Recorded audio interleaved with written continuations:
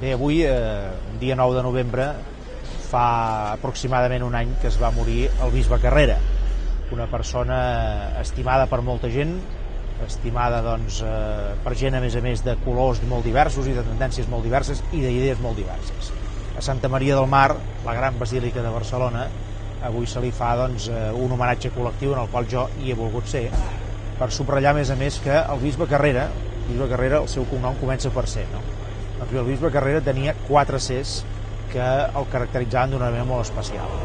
Era un home de concòrdia, en els temps que corren en què tothom es baralla amb tothom, Carrera era un home de concòrdia, per tant de pau. Era un home de compromís doncs, amb gent necessitada, compromís amb els barris, doncs, en aquells moments, anys 50 i 60 menys desenvolupats de l'entorn de Barcelona, un home de compromís amb l'Església, de compromís amb la comunitat, de compromís amb la causa que ell defensava, i aquesta era la tercera C, era la causa del cristianisme.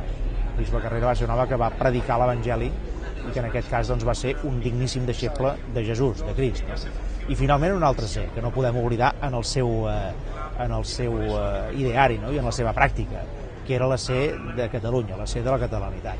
Un home de concòrdia, un home de compromís, un home que va predicar el cristianisme amb l'exemple, que no és fàcil, i un home que va lluitar per aquest altre C tan important per molts de nosaltres, que és la C de Catalunya i de la catalanitat.